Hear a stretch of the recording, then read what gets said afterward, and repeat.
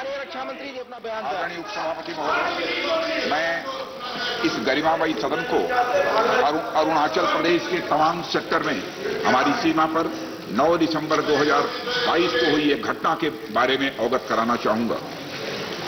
उपसभापति महोदय, 9 दिसंबर 2022 को चाइनीज पीएलए ट्रुप्स ने तवांग सेक्टर के यांगसे एरिया में लाइन ऑफ एक्चुअल कंट्रोल पर अतिक्रमण कर स्टेटस को एक तरफा बदलने का प्रयास किया। चाइना के इस प्रयास का हमारी सेना ने दृढ़ता के साथ सामना किया। उपसभापति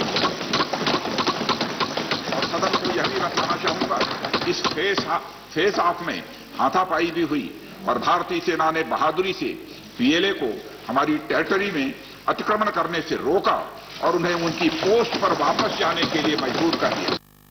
इस झड़प में दोनों ओर के सैनिकों को कुछ चोटें आई हैं।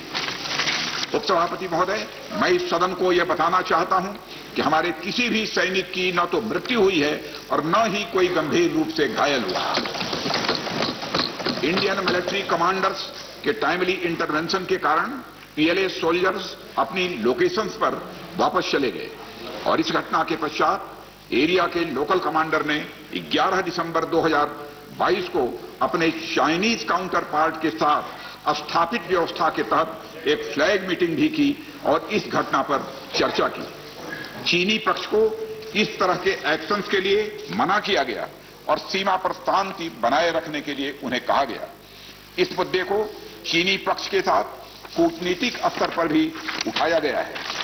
उपसभापति महोदय, मैं इस सदन को आश्वस्त करना चाहता हूं कि हमारी सेनाएं हमारी भौमिक अखंडता को सुरक्षित रखने के लिए पूरी तरह से प्रतिबद्ध हैं और इसके खिलाफ किसी भी प्रयास को रोकने के लिए सदैव तत्पर है। मुझे विश्वास है कि यह सदन हमारी सेनाओं की वीरता और साहस को एक स्वर से समर्थन देगा और अध्यक्ष महोदय, मैं आश्वस्त हूं कि यह संसद बिना किसी संशय के भारत की सेना की क्षमता, शौर्य, पराक्रम और प्रतिबद्धता का भी अभिनंदन करेगी। धन्यवाद।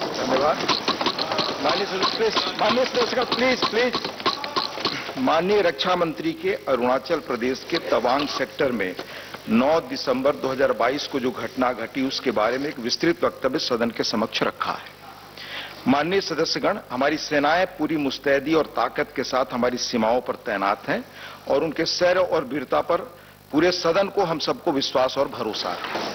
देश की सीमाओं की सुरक्षा और संप्रभुता के लिए सर्वोच्च बलिदान देने में भी हमारे सैनिक सदैव तत्पर हैं और रहेंगे।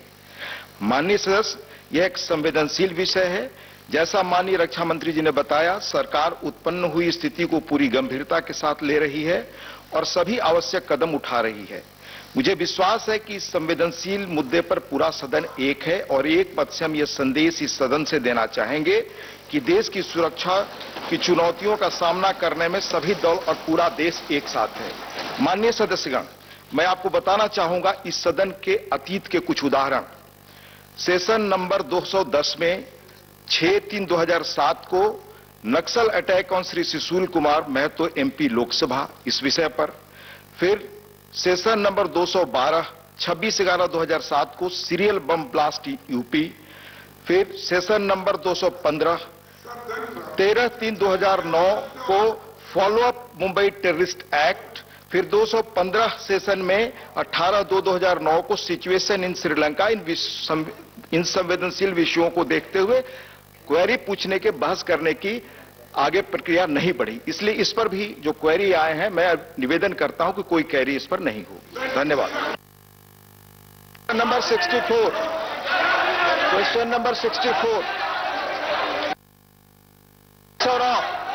क्वेश्चन नंबर 64 के डॉक्टर के सराव।